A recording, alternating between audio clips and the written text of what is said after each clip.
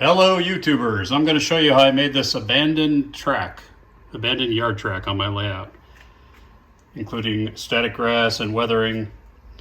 But before we get into the layout, let's go over to the workbench and I'll show you how I pieced together the different odds and ends to make this work. Alright, here we are at the workbench. So the first thing I did is started with the track. I have Pico Code 83 Flex Track, and I like to recycle as much as I can. So I found scrap pieces and joined them together and then filled in the joint gaps with extra ties so you can't even tell. So my thought was I'd first try to weather the track with paint, the ties, to make them look a bit washed out and faded. And I try all kinds of colors and paints, and honestly, nothing really looked good. So I went back to what worked, which is I just used this camo brown Rust-Oleum, and once I got the track all together to the length I wanted, I just sprayed the ties and the rails, the tops as well, because the whole thing I want it to look rusted, as if the rails aren't used. So this stuff gives a nice coating. It darkens the ties, it gives it a matte finish, and it also gives the rails an appearance of rust. So I then, actually, let me back up. Before I sprayed that, the thing with Pico Track is you do get some detail, some wood graining, but it's not deep enough, especially for abandoned track where the ties are splitting and rotting. So I found a kind of a cool technique that is easy to do. Just take your X-Acto knife, and it takes time. I mean, it took me a few hours. You just make some deep scores in that plastic tie. The plastic's very soft, so it doesn't take a lot of pressure. And that makes some really nice texture. You could even, if you press down hard enough, you could split the ends of the ties. So see how it picks up on camera. I don't know if you can even see that one right there, but once you do that, and you do various patterns, some are more severe than others, some you just lightly scratch every single tie across the whole length of the abandoned track. So I did that, and then I painted with this matte camo brown. So what those deep grooves do is they make the ties look used and split and old, and they'll also take washes and color nicely, or powdered pigments. So that, and then the other thing I did was I made some extra ties because I was going to have a few that were just lying around the end where they had pulled up the track. So for that, I simply just cut these Pico ties from the Flex Track, and I've got tons of it lying around when I built the layout. Just cut off the little ends. The challenge is where the tie plates are, there's holes because they're hollow. So I found a cool trick. I take Tester's body putty, and you can use any brand of body putty or plastic putty filler, and I just put that in those holes. Again, I'm just doing this quick to give you the idea, and then I smooth it out, and right now it just looks like white spots. But when I then spray painted these extra ties, and I made about 6 or 7 of them, I let that filler dry, and then I hit it with the brown camo, and then I took a rust wash and I went over the tie plates, and I'll show you that when we go back to the layout. And they look great. They look like old ties that are pulled out. So once the rails and the ties were ready, scored, and the extra ones filled and everything sprayed with that brown, I then went over to the layout and I tacked down the siding with nail spikes. I don't mind using those. I just put them intermittently, usually on the outsides. And then when you ballast it and glue it, everything locks in anyway, so you don't see them. The ballast, I used a finer grain ballast than what I have on the rest of the layout, and I mixed it with dirt, so it gave it an old look, like it's been sitting there for a long time. As far as how I actually did the weathering, I'll talk about it when we go back to the layout. But I stayed away from the paints other than a rust wash. This is an enamel rust wash liquid. For me, it always sort of comes back to these Vallejo pigments. And I found that this burnt umber, which is my favorite, is great for the rust along the tie plates. And then this one, which is desert dust, you could actually get a nice weathered tie look with this. And a cool trick, if you're okay buying makeup supplies on Amazon, these were, I don't even know what they were, $5. Hopefully my wife can use them after I go through them. I'm only going to use a few, maybe 10. And they're little like nylon tips, and they're great for applying detail. So they cost nothing for 100 of these things. And if I put them in the pigment and then I just rub it on the rail, you actually get a whitewashed look. So some of the ties actually look like they're pretty bleached and pretty weathered. The last thing I did is I added some puddles along the side of the abandoned track, and I did that with an acrylic, gloss varnish acrylic, and I'll show you what that looks like. So let's go back to the layout and we'll talk more about how it all came together and what it looks like.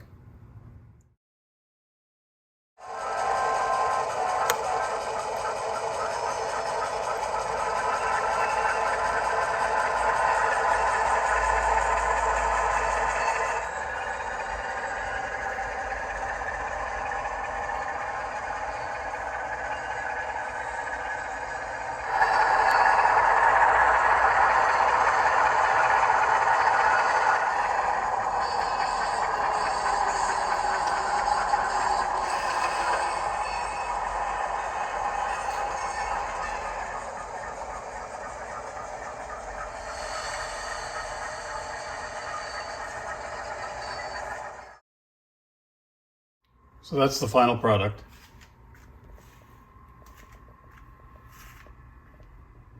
I guess nothing's final in model rariting, but as it stands today, I'm happy with how it came out. So let me kind of walk through a couple of the things I talked about at the workbench.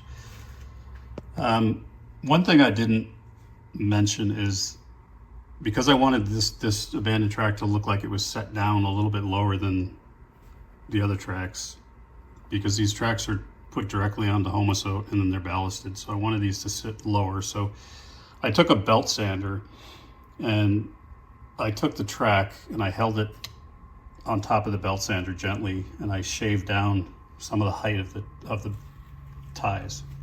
So it's almost imperceivable, but I'm a little OCD, so I feel better that I did it.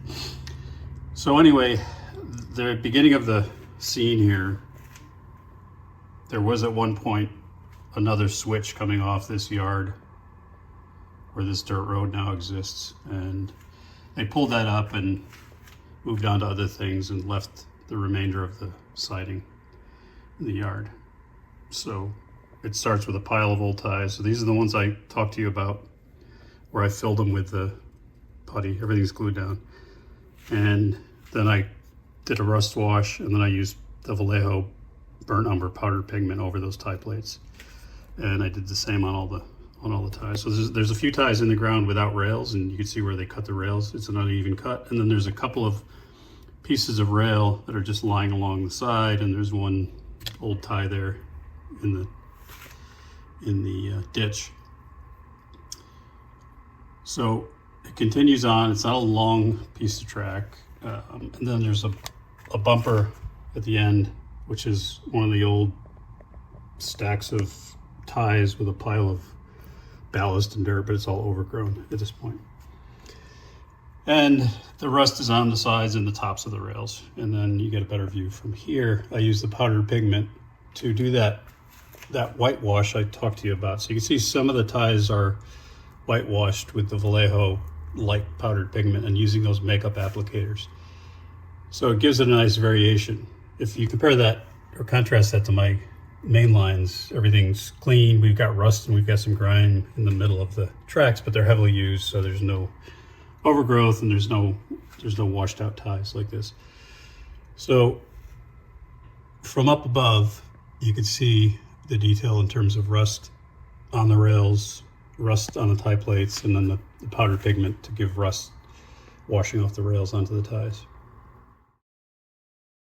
Static grass, let's talk about that. I'm not going to go through how to apply static grass. There's a million videos. All I can tell you is it's not easy, at least for me it's not. And I used the Woodland Scenics, which was probably one of the most expensive. And I could tell you it works really well. You just have to plug it in. Don't use the battery because it doesn't work with the battery. Not enough power. So you have to buy the adapter. Good marketing scheme.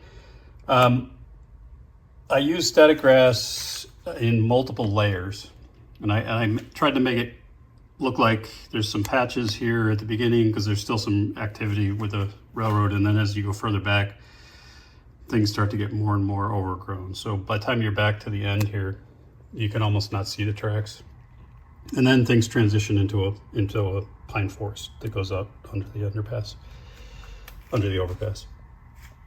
So the trick I learned with static grass is you got to be patient and practice it on wax paper. Because if you don't get the glue right, if you don't do it carefully, if you're not close enough, the grass will just lay down flat in the glue, and you got to scrape it off and start over. So I was very determined to get it to stand up as best I could. So I put probably, it doesn't look like it here, but there's probably 3 layers, and they're up to 4 millimeter. I had 7 millimeter that I used to create these little tufts, and those I did just by using scissors in my hands and sticking it in glue. So I wanted it to look like there were some tufts of weed that are growing in the ditch there. And then if you look closely, there's some smaller tufts here and there between the rails and also popping up in the grass. And then there's little bits of foam to give a little bit texture. The other thing with static grass is, hopefully you can see it on the camera, but mixing different patches of color, so some light and then some darker patches, so it looks natural, not like a carpet. So the net effect, I think came out pretty good.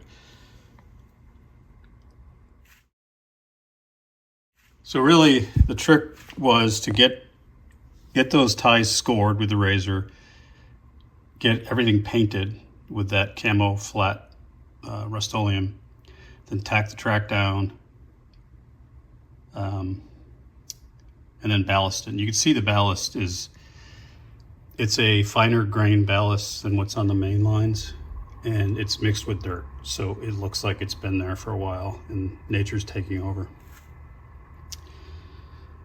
The other thing I wanted to talk about is in the ditch there, hopefully you can see that water, which is actually just an acrylic gloss, and I'll probably add more layers to it so it pops more, but it gives it a nice effect that there's some grunge and some water sitting between the rails, and that's what's making the weeds grow. Okay, it's Liquitex gloss varnish, and it takes several coats. I've also got a couple of puddles here on the dirt road, but it gives a nice water effect. It's better than an epoxy because it's water soluble, it's not toxic, and it looks pretty good. Just have to be patient and put multiple layers. The whole scene really is the railroad engine facility, and across the yard there, or across the tracks, is the regional headquarters. And then that engine facility is really coming off of the yard. So it's a 2-track yard, an interchange yard. It was a 3-track yard. Presumably that track was for maintenance away or caboose track back in the day, and they weren't using it, so they ripped up the switch. So but it does give the yard a feeling between the yard lights and that it's a separate area basically in this world. And then what I'm going to do to finalize that linear separation is I'm going to put a fence. I'm going to make out of wedding veil or wedding tool and styrene rod, I'm going to make a low fence like you see between rails. So the yard is fenced off from the industrial area, so that'll further separate those tracks. So that'll be the next video, is how I make that fence. I've done a few videos on making fencing, but this is going to be the first one I make with that wedding veil and styrene, just to see how it compares to the others. There's some little saplings too growing out of from between the ties, and I just made those with wire and landscape material. So we've got one there, we've got one there in the middle, and then we've got one here on the outside. So it looks like it's been derelict for a while.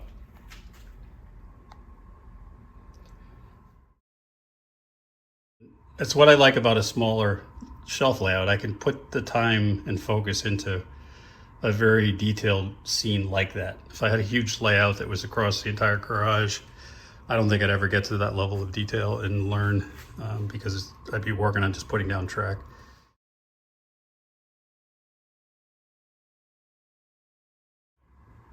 That's it for today. Hope you enjoyed it. If you have any comments, suggestions, feel free to like, subscribe, and leave me your thoughts. Thanks.